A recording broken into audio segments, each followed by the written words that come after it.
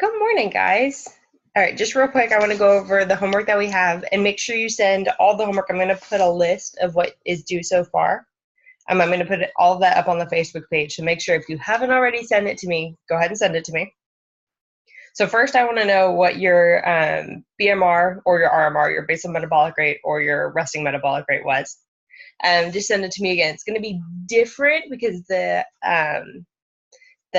equation that I gave you is for somebody that's 20 or older.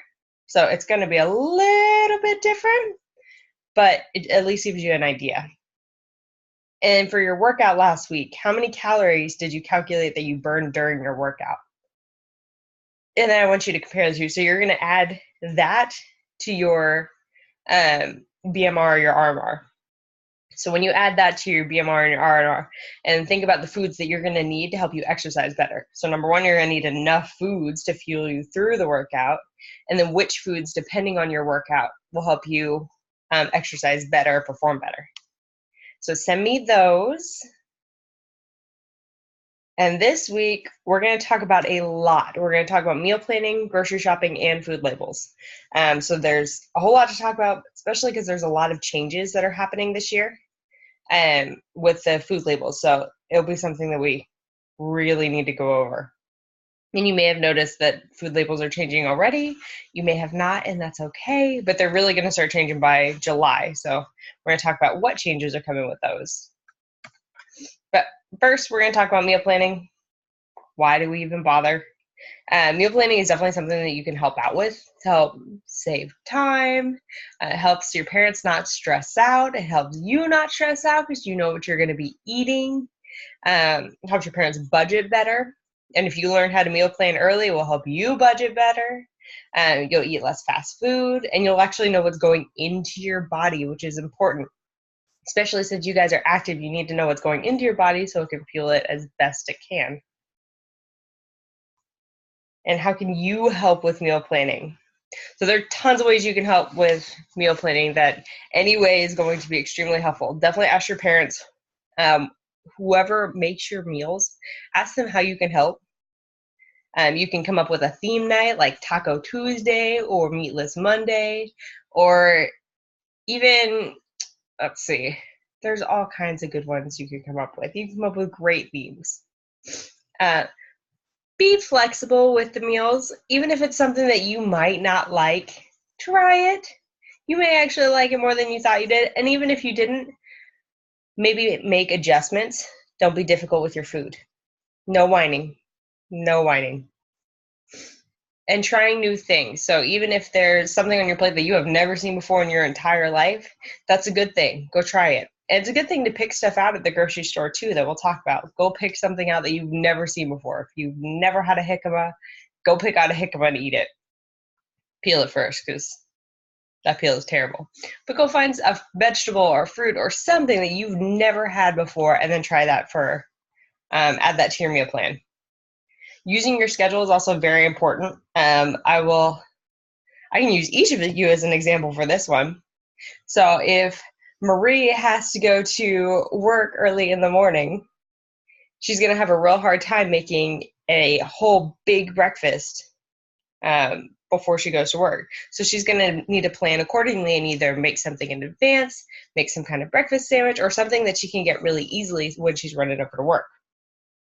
If Seth is going to be super, super late for dinner, then it's not going to be easy for him to if he's coming home, let's say at 7:30 and his family normally eats dinner at 6, then he's going to need something. He's either going to have to plan for leftovers or something along that line. And then Nadia, with swim practice in the morning, needs to plan for breakfast, especially with mom not being there in the morning. Got to plan for breakfast. Same thing as Marie. Got to make sure that you have something that's prepared, that's easy to go, and will fuel you for swim practice because that's important. And eat your leftovers. Those are not sitting in the fridge for no reason.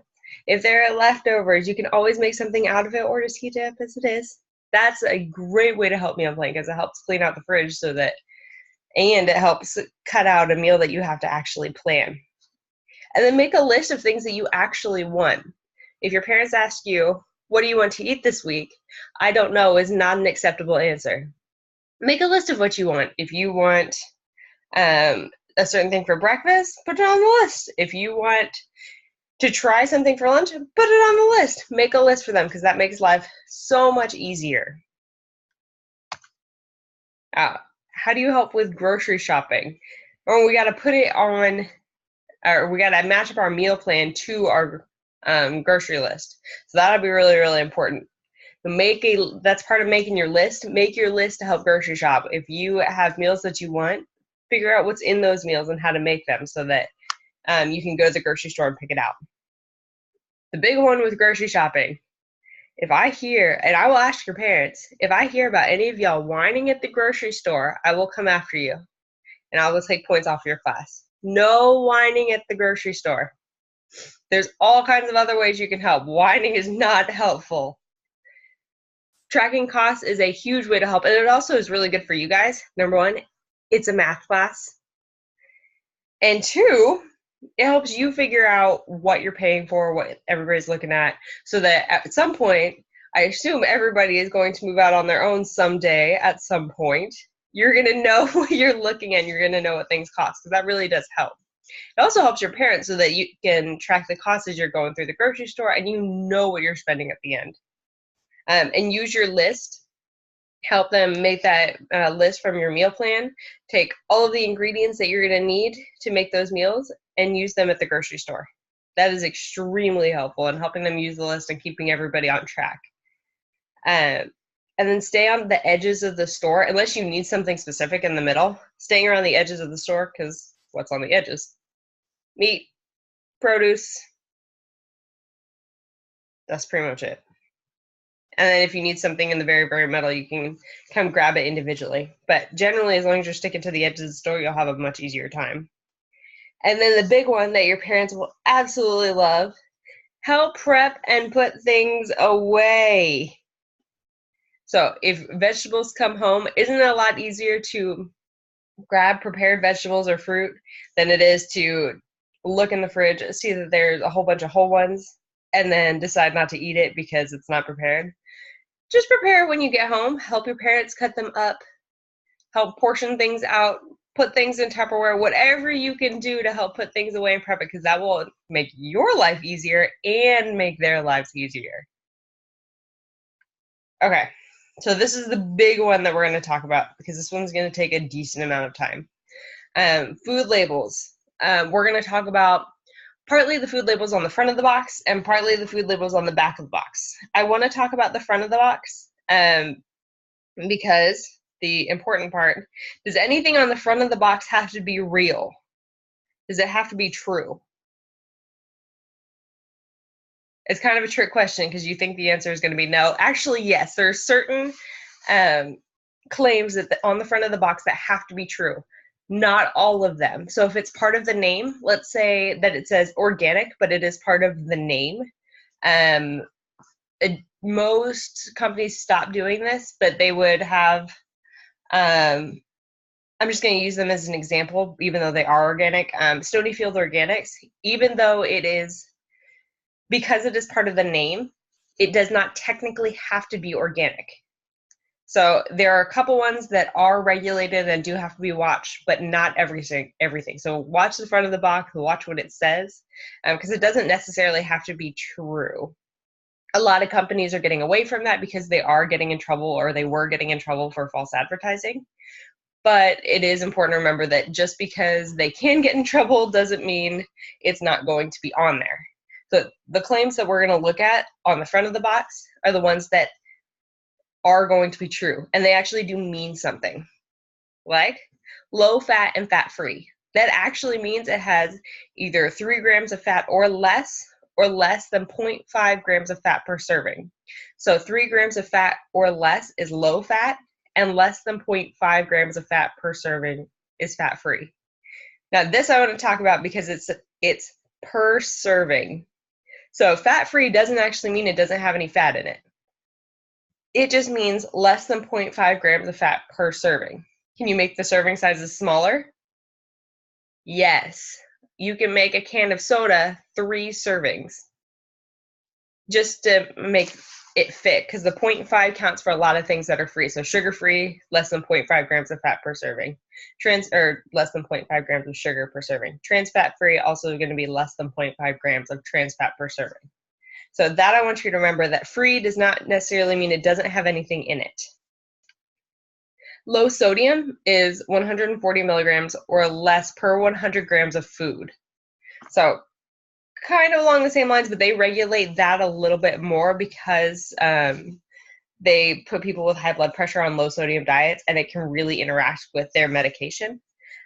So because it is a medical issue, they do regulate that one a little bit better. So it's not per serving, it's per 100 grams of the food. Sugar-free, like I said, less than 0.5 grams of sugar per serving. So if you see a Tic Tac, Tic Tacs are my favorite example because Tic Tacs on the label say sugar-free, but a Tic Tac is entirely sugar. That's because it's less than 0.5 grams of sugar per Tic Tac, because a Tic Tac is less than 0.5 grams of weight in general. So if it's less than 0.5 grams, you can say it's sugar-free. Even though a Tic Tac is completely and totally sugar, they can still say it's sugar-free because per serving. Reduced calorie means it's 25% fewer calories than the regular one. So it's just a quarter fewer calories. But low calorie means 40 calories or fewer. So if you think about your macronutrients, that means it probably doesn't have a whole lot in it. It doesn't have a whole lot of macronutrients in it to be low calorie, because it can only have about, at most, it can have about, 10 grams of protein or 10 grams of carbs, or right about 5 grams of fat. So something to remember. No added sugar means there was actually no sugar added during processing or packaging. So it can have sugar in it, but it has to be naturally occurring sugar. So there can be a ton of sugar from fruit, but if there is no added sugar, they didn't put sugar in it while it was being processed. 0 grams of trans fat. You'll see that one on the front of labels a lot, because remember, trans fat is my only no-no. Is the only food I'm going to say do not have any of. And that's any of. So if you see 0 grams of trans fat, it's less than 0.5 grams of trans fat per serving. So since you can manipulate those serving sizes, you really got to watch them. Now, if it has anything like hydrogenated oils in the ingredients, so you got to check the back of the box, then it does have trans fats in them. So remember that. If it has hydrogenated oils, any type of them, partially hydrogenated corn oil, whatever it is, if it has that, it has trans fats in it. So definitely remember that, because that is the only one I'm going to say do not eat any of. Light, you would see that a lot more before when we were on a low fat kick. Sometimes you'll see it with sugar. But light just means 50% less something than regular. Normally it's fat, or 1/3 fewer calories if less than 50% of calories are from fat. So light actually does mean something. You're not going to see it quite as often. And remember, it also doesn't count if it's part of the name. So if it's actually part of the name of the food, then it doesn't even count. Low in saturated fat is 1 gram or less of saturated fat. And that's similar to low fat is 3 grams of fat or less. Low in saturated fat is 1 gram of fat or less.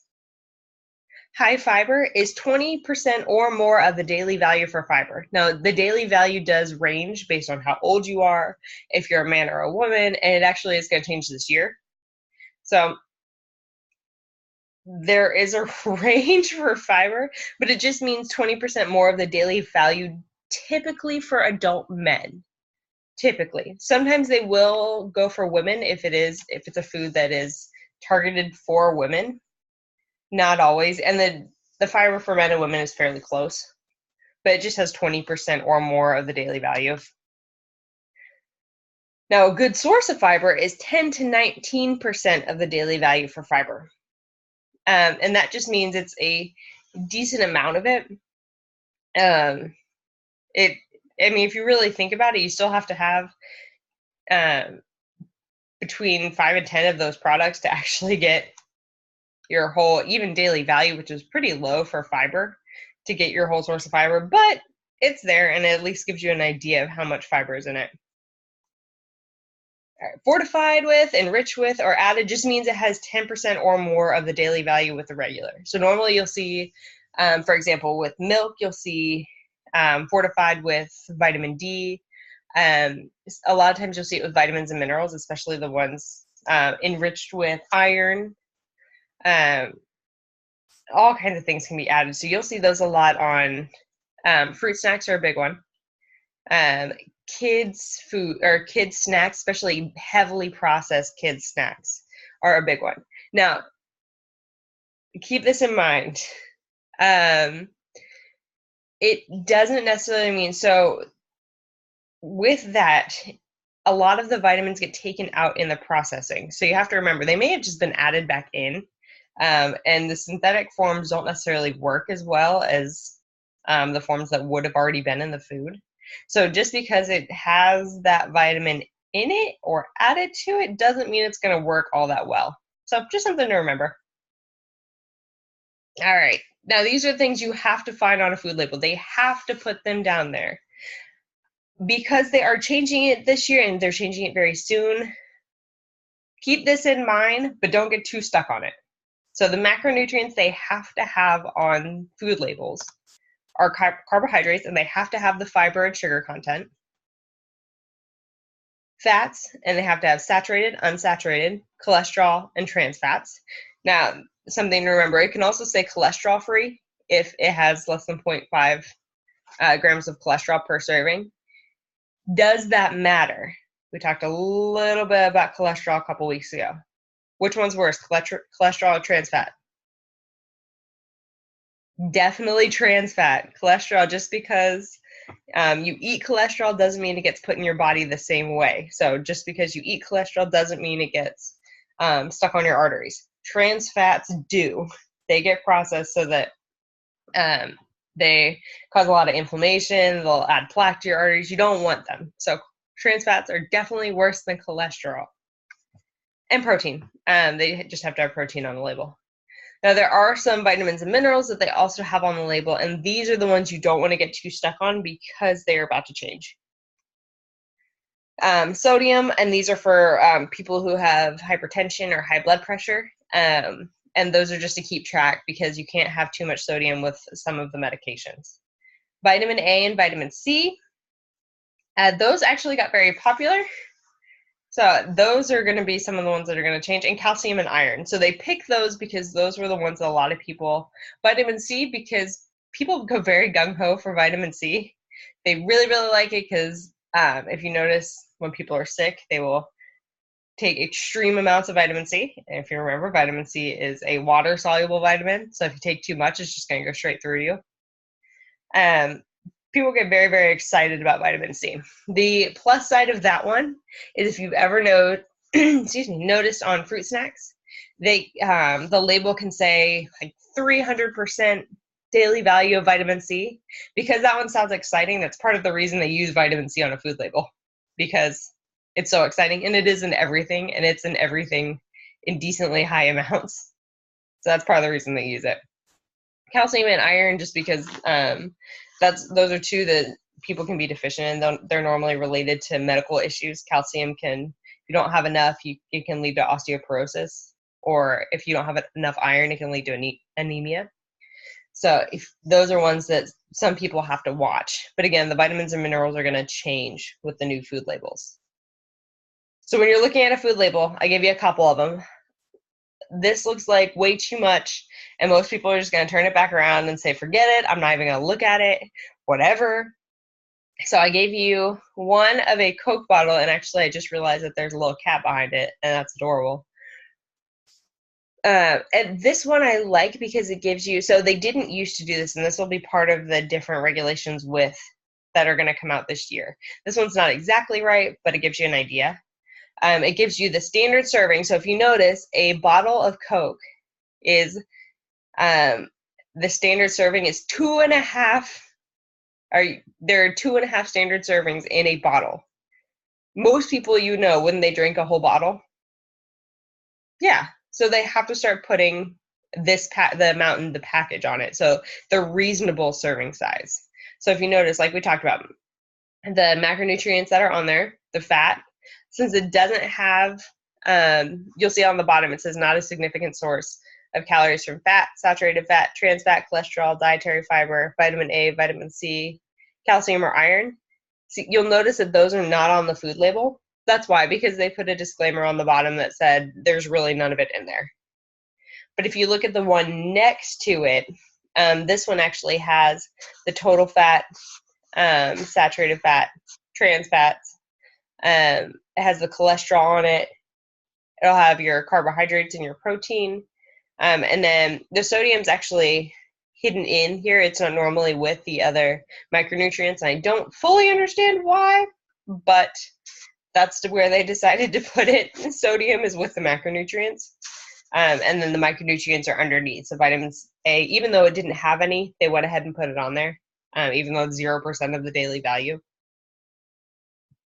Now, to be able to accurately read, so the macronutrients are in milligrams or grams. The micronutrients will only be in percentages. So that'll be something to remember too, is to understand what they are. You have to know what the daily value is, because when you're looking at it, it's the percent daily value. Daily values are going to be different for pretty much everybody. So they're different based on your age, gender, medical need. So that one's kind of hard to look at because you don't know exactly how much is in it. Just gives you a percentage. It's a little bit difficult to actually look at, but it at least gives you an idea. And some people like to try to add up the percentages. That can work, but just if you look at them, if you want to look up how much the daily value is for age, you can do that too. Now, to start on the food labels, find the ingredient list. The ingredient list is important. So the one on the right, you'll see the ingredients list on. And you'll try to see if there's anything that you don't understand. So just reading off this ingredient list, unbleached enriched wheat flour. So enriched, you already know that it has stuff added to it. It's wheat flour, niacin, which you know is a vitamin, reduced iron, which you know is a mineral, thiamine mononitrate. So that's a different type of which vitamin? Riboflavin, folic acid, and malted barley flour. So you'll see most of it that's added are iron and B vitamins. That's because a lot of it gets taken out during processing. So they just have to add it back in. There's water, whole wheat flour, honey, canola oil, salt, extra virgin olive oil, molasses, and yeast. So if you're looking at it, there's not a whole lot that's super scary because you know what those vitamins are. If you had to guess, what is this food? Probably a bread. So if you're looking at that, do we eat a whole lot of grains or kind of unnecessary carbs? No, not really, but it's not super, super scary. And you notice that there's no hydrogenated oils on it. So when it says 0 grams of trans fat at the top, it actually means 0 grams of trans fat. So now that we've looked over the ingredients list, checked for anything scary, looked at the serving size. So we looked at the one on the Coke bottle, so we're going to look at the one on the right again. The serving size is 56 grams. Do you know how much 56 grams is in bread? Probably not. Now, 2 ounces is generally about a slice, just to give you an idea. Sometimes it's 2 slices, depending on how thick they are. So the servings per container, about 10, if we're assuming it's bread, about 10 slices. Let's assume that the serving size is 2 slices. So if we're looking at the 2 slices is pretty reasonable, right? So how much sugar does it have for those 2 slices? If you look back down under total carbohydrates, you see sugars underneath it, 2 grams. But there's only 1 gram of fiber in it. So that means the rest of the carbs are pretty much just quick energy like sugar, right? Right? So you're still looking at about 20 grams of pretty much just sugar. Where does that come from on the ingredients list? The flour. A little bit of fiber came from that, but because a lot's taken out during processing, that makes it hard. More flour. Honey will be a source of the sugar. Molasses is another source of sugar. So those are ones to look at. I'll show you a list of ingredients that may come off as sugar too in a little bit. But look at how much sugar does it have. If we're looking at it, it's expected because it's bread. Because there's just 2 grams of regular sugar. Normally, I would want bread that doesn't have any actual sugar in it. So I don't normally see a reason for bread to have honey and molasses. But it's not a super crazy unreasonable amount of sugar. You just have to really watch what you have for the rest of the day. Does it contain trans fats? So Weird looked at it. No, it doesn't. It actually doesn't have any trans fats in it. In fact, the only fat that it has in it is what? Canola oil and extra virgin olive oil. Good job. You guys are so smart. And then check to see if you actually need it. Do you actually need the bread? It's just a quick energy. Maybe if you were having it before you go to a workout, before you do a competition, maybe that might be really helpful. But do you need it? What about the soda? Let's go be creepy on the soda real quick, because how much sugar does that have? So let's look at the whole thing, because let's be honest, we would probably drink the whole thing. 65 grams of sugar. How many grams of added sugar are you normally supposed to have in a day? 10. That is more than 6 times the amount of added sugar. And how much of the total carbohydrates is sugar? All of it. So it has no fiber in it. It pretty much has no redeeming qualities other than it doesn't have trans fats. So is there any good reason to drink this?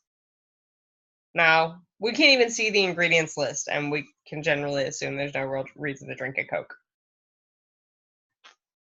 But if we could see the ingredients list, it makes it so much worse. Now, the changes that are going to come to the nutrition labels. So if you look at them, the one on the left is the one we have now. The one on the right are going to be, so all of them have to be implemented as of July 26th of this year, so in about a month.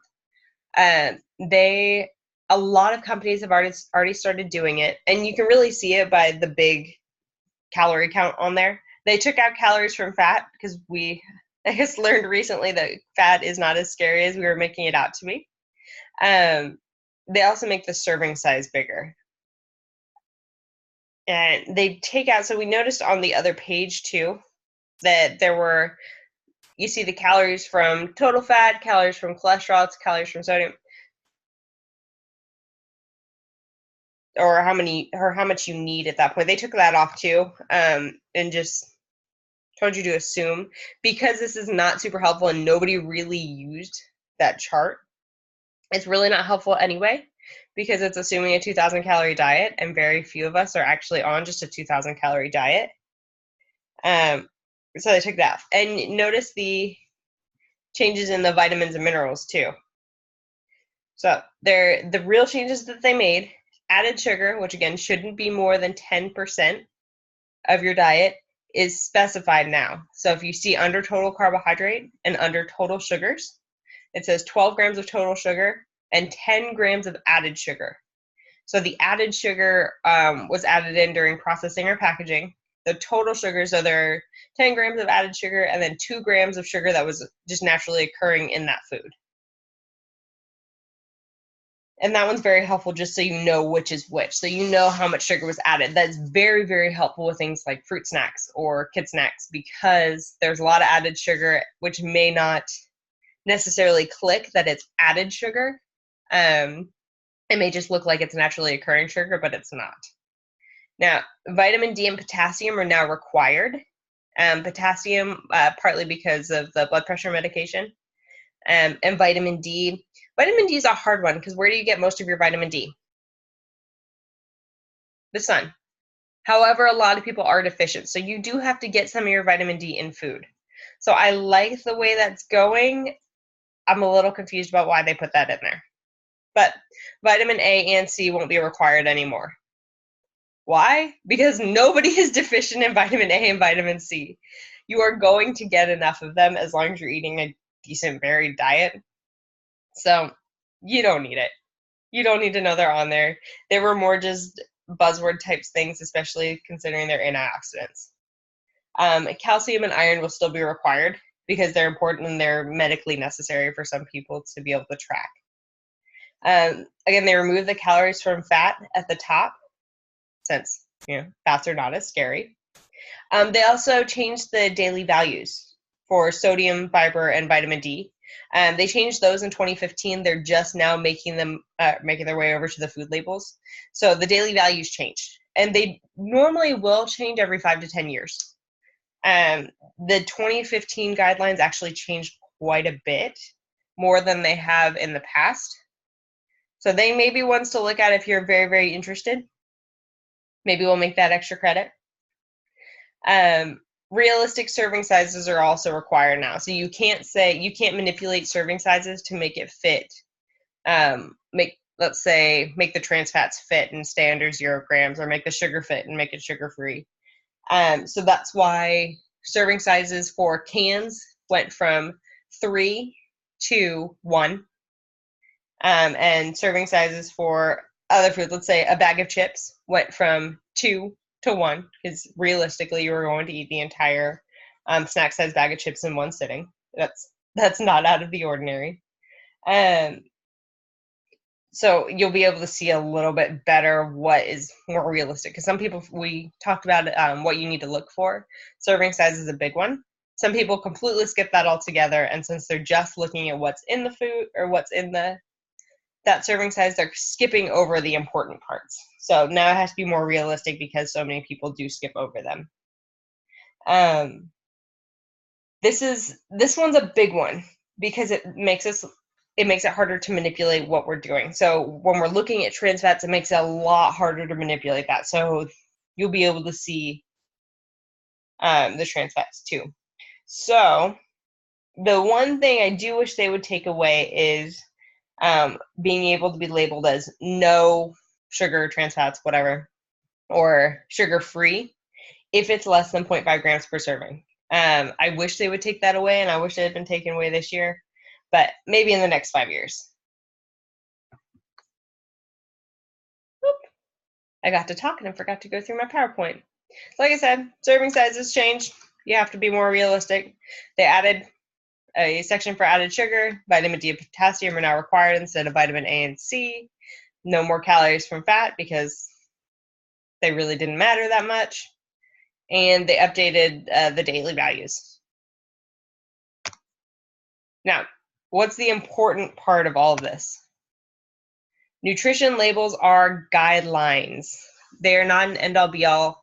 They're not always going to be 100% right. And they're also going to be on foods that are, typically they're on foods that are packaged and pretty heavily processed. Not always, but they can be. So they're going to be more like snack foods. So when you're looking at them, you're looking at them as guidelines, not necessarily an end-all be-all. The really important thing is to check your ingredients. What I want you to do this week is keep an eye out on any packaged food you have. I want you to check the ingredients, make sure there's no hydrogenated oils on it, kind of go through the list that we went through for the what you want to look for on a food label. I also want you to watch for hidden sugars, and we'll talk about that in a minute. Avoid trans fats, watch the hydrogenated oils, very important. And then think about your needs. Does that food fit your needs for that day or your needs for that week or what you want to be eating? All right, so let's talk about sugar. I gave you this list of sugar, and if I asked you to memorize it, would you? No. So when you're checking the ingredients list, it can be really hard to go through all of these names. Mostly when you're looking for sugar, and you're looking at the scary looking ones like glucose, galactose, sucrose, dextrose, anything that ends with an ose or an all, or containing the words juice, nectar, sugar, sweetener, or syrup, almost always a sugar. So just to give you a quick idea of all of the sugar that you might find on a food label, it's agave nectar, anhydrous dextrose, that's one of the oses, Barbados sugar, barley malt, beet sugar, brown sugar, butter syrup, cane juice, caramel, carob sugar, castor sugar, coconut sugar, corn sweetener, corn syrup, date sugar, dehydrated cane juice, demerara sugar, dextrin, dextrose, diastatic malt, ethyl maltitol, that's another one of the alts, evaporated cane juice, Florida crystals, which doesn't sound like sugar at all, but it is. It's actually a brand name. Fructose, another ose, fruit juice, and added sugar because they added it specifically for the sweetener. Galactose, glucose, golden sugar syrup, high fructose corn syrup, honey. Honey is a sugar. People talk about that one being better than others. It's still a sugar. Same with agave nectar. It's a sugar, and agave nectar is actually more fructose than anything else. Invert sugar, malt syrup, maltodextrin is a sugar. This might be a little bit before you guys, but it always reminds me of in Daddy Daycare, where the little girl comes in and she has this big old list of foods that she can't eat, and she can't have maltodextrin. It's the cutest thing when she says it. So that's how I always remembered maltodextrin. Malton, maltose, mannose, maple syrup, molasses, muscovado, palm syrup, and palm sugar or palm syrup and sugar do come up. Pinocha doesn't come up often, does a little bit more in Texas, but it'll come up. Powdered sugar, raw sugar, refiner syrup, rice syrup, saccharose, sorghum. Sorghum gum is also another one. Sucanate, not going to see that very often, but it does come up. Sucrose, granulated sugar, syrup, treacle, turbinado sugar, all of those, and there are more. There are more names for hidden sugar that are all on there, so watch for those oses, alls, juice, nectar, sugar, sweetener, or syrups. Now, there are sugar substitutes that I want to go over, and there's a difference between artificial sweeteners and the sugar alcohol when it comes to sugar substitute. Both of them, or neither of them, have any calories or sugar in them, and they're often used as substitutes. But an artificial sweetener is a synthetic sugar, and most of the time it's a lot sweeter than sugar. So when you're looking at those, a lot of those can cause issues too. Aspartame is a big one that has been causing a lot of issues. Some of them they're looking at potentially contributing to cancer. Most of them cause stomach issues. Some of them like sucralose can cause thyroid issues. So those are ones to use kind of sparingly. The really, really common ones are aspartame, acesulfame potassium, sucralose, and those are the big ones that we really use. Oh, saccharin is the other one. Saccharin sweet and low. Sucralose is Splenda. So those are the ones to watch out for and use sparingly. They're not going to hurt you if you use them sometimes, but keep an eye out for them because they can cause issues later, and they haven't been super, super heavily researched yet, so something to keep an eye on. Now, sugar alcohols naturally occurring in fruit and vegetables, they're just taken out. Most of the time, they're not as sweet as sugar. Sometimes they'll cause stomach issues, but those are pretty much the extent of the problems that you have with sugar alcohols unless you're allergic to them. The common ones are erythritol and xylitol. Erythritol is actually a little bit easier on your stomach than xylitol is, but those are the more common ones that you'll run into. There are other types of sugar alcohols. They also end in the OL2. So keeping an eye out for those. They'll look like a sugar, but they're not necessarily sugar. Most of the time, OLs are sugar alcohols. Sometimes they'll be sugars too, but I put them on there to keep an eye on. Because if you do have an issue, which some people do, if you notice they're messing with your stomach, don't eat them. Stevia is neither an artificial sweetener or sugar alcohol. It's a plant. It does often get added to other sugars, which is a downside because there's no reason for it. Most of the time it's combined with dextrose or maltodextrin to make it granulated. Your best bet, because stevia does not come naturally granulated, so doesn't look like sugar, is to get stevia as a liquid, because that's how stevia comes. So if you can get liquid stevia, that'll be how you find stevia by itself. That one is much sweeter than sugar, so you really don't have to add a lot to it, and it's also been very popular right now.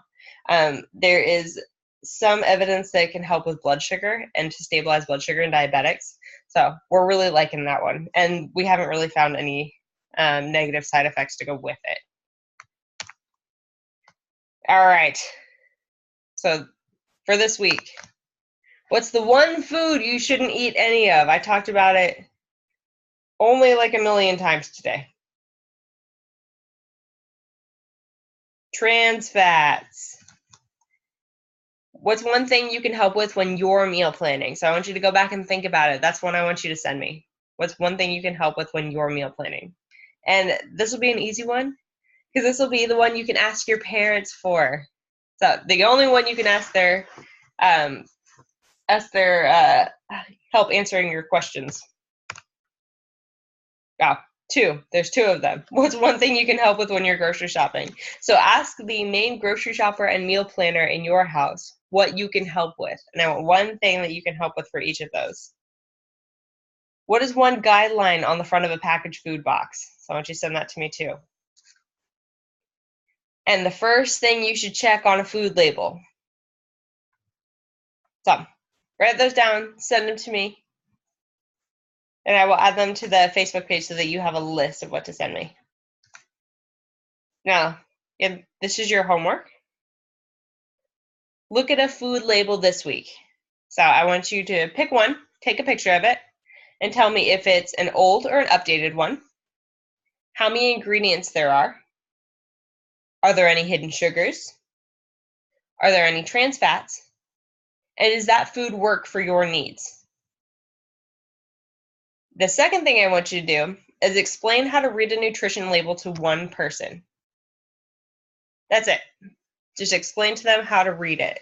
Because if you can explain it, then you really know how to do it. The best way you can learn to do something is to be able to teach it. So those are the two things I want you to do this week. I will add all of your homework up till now and this presentation up to the Facebook page. And then you guys are all set, and I will talk to you next week. Thank you.